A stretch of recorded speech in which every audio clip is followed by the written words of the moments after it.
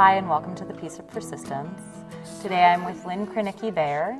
She's the stage manager at Washington National Opera with the Kennedy Center, and she's also the stage manager at the opera at Bard Summerscape, where I know her. Mm-hmm. Thank you for joining us today. Absolutely. I approached Lynn initially because I've watched her for several years just be absolutely in control. And it's amazing to me how she always seems to have a great grasp of what the director's vision is, of what the chorus and everyone else, the principals, the dressers, I mean, she sort of takes care of everybody. And I'm not really sure how she keeps it all together, but it's been wonderful for me to watch all these years. And you're also, actually, Lynn, I don't know if I've told you this before, but you're my favorite person to dance with. Oh. There's a Spiegel tent at Bard where we get to play, and they do cabarets in a nightclub, and we get to dance together. And Lynn, you always have this infectious energy, and you're always super fun. And it was fun to watch you there with your husband, too, when he came to visit. So I've always enjoyed that. Thank you. Can you describe for me basically what's the role of a stage manager? Sure. The stage manager is basically the hub of a wagon wheel. Through us, information flows. We communicate during rehearsal. Anything the director needs that comes out of rehearsal, we disseminate that information to everyone else. We run rehearsals, make sure people get their breaks on time. We set up all the props and costumes and set pieces if there are any. We take care of everybody during rehearsals. We also, everyone, we also prep each show. So before rehearsals start, we gather all the information into one place so it's cohesive. And then once we move the rehearsals on stage, we're in charge of running the stage, making sure people get on stage at the right time with their correct props and costumes, and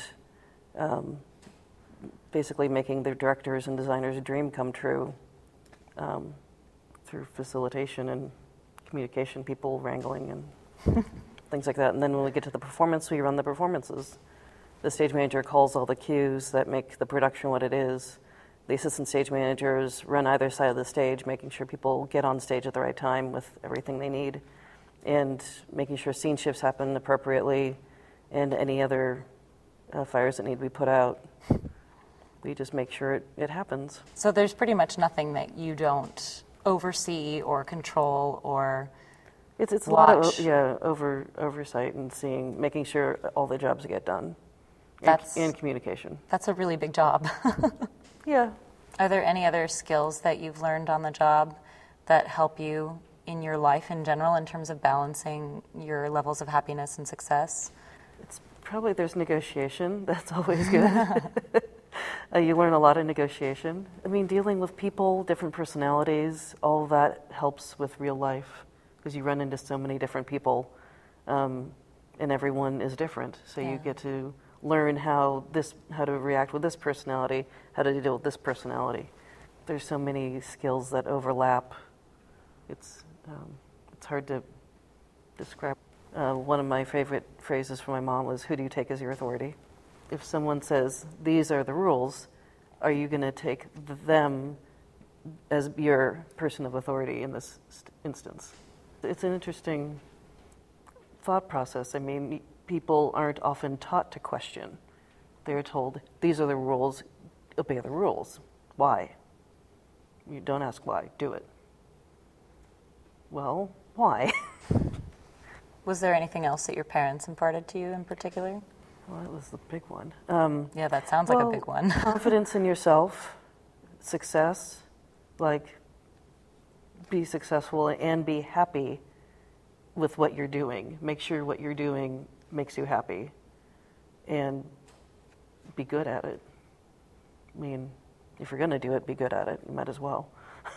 And you might as well enjoy it. You have so many, pretty much, I would say any production has these major issues, especially in opera. It's on a grand scale, so there are all these potential issues that could happen from pieces of set falling down or holes in the stage, or there are all these different things that happen in every production, and all the different things that go into the equation are different every time. And I would imagine that that's very stressful in a lot of ways. You say that this is something that makes you really happy.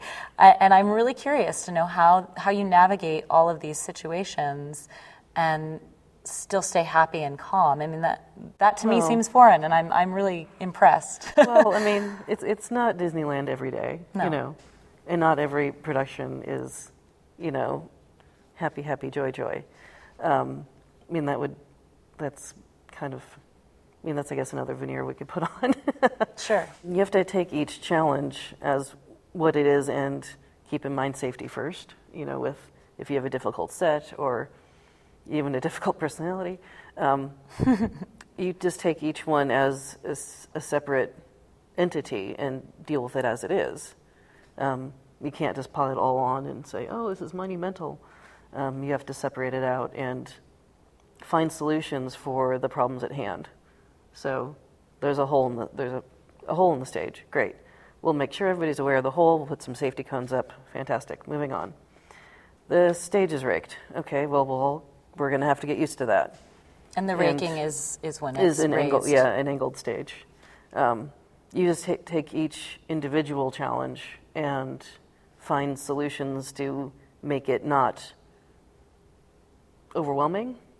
Nice. And the other half of the job is finding solutions to problems or difficult situations.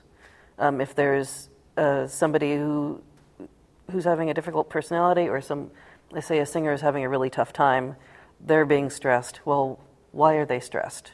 What is it about the situation, the show, even their life? What is happening to make this person be unhappy?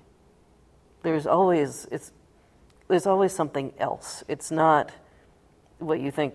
It's not like the thing that's sitting in front of you. It's usually something at home, or they're missing somebody's graduation, or they're having a tough time with the music because it's really hard. There's always some reason behind somebody's negative reactions or personality. And you just have to find out what that is to be able to help them through it so they can get the performance done and help everyone else deal with it. It doesn't work all the time. Sometimes you can't get all the way to the end, but you can at least start to understand why this person is behaving the way they are, or they're stressed and freaking out. Is it because the music's really hard, or they're frustrated at a colleague, or it's really because they woke up this morning and they broke their favorite bowl? Oh. And that's why they're cranky today. So you can't take an entire show that feels like it has lots of issues and think of it as one problem. They're separate little problems that each have their own little solution, and you just deal with each individual problem, and it can break down pretty easily. That's really amazing. And I would imagine in your life you're able to take your problem solving and also, just the breakdown of all these large issues, whatever they may be, into little pieces and deal with them in a manageable way. You try. You really try. It's not always easy. I mean, it's not as cut and dry, but finding solutions and being solution-oriented is something that I'm very much in tune with. Nice. Even to a fault. I mean, there are times when I have to say, they really don't want a solution, just hear them out and keep your mouth shut. Right. Sometimes people don't want to know how they can fix it. They just want to vent. And sometimes I'll ask, do you want a solution? Because I can turn that part off and say, okay, don't offer a solution. Or if they want a solution, great, here's what you do. What are some of the things that you do now to de-stress? I know we talked about Rock Band and Mario Kart. I like to do folk dancing. Nice. Contra and English country. Hang out with my friends. I also needlepoint. I've picked up a little bit of, I've always done some jewelry making and stuff. I've sort of been doing a little bit of that this summer. Nice. Sort of restringing and creating some new pieces.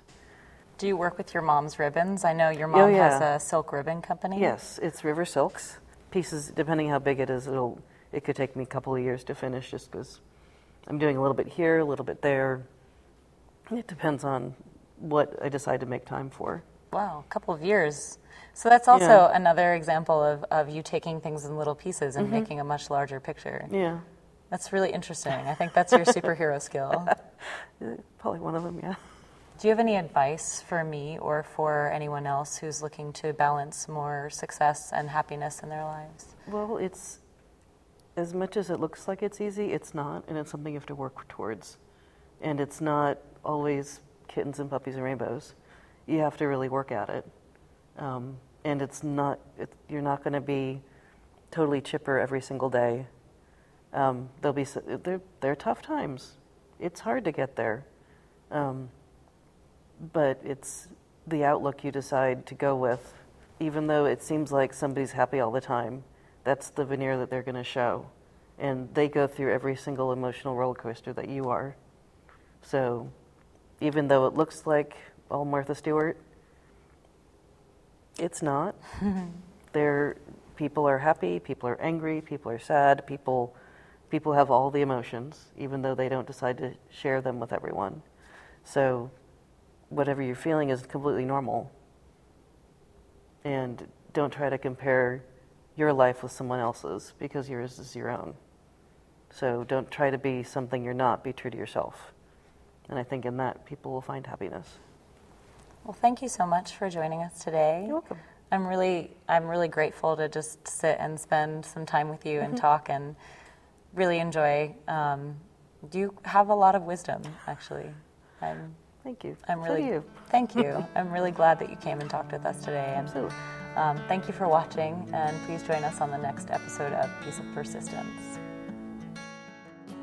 But if we've forgotten what really makes us sing and dance at night, it's the people around and our dreams that lift us up.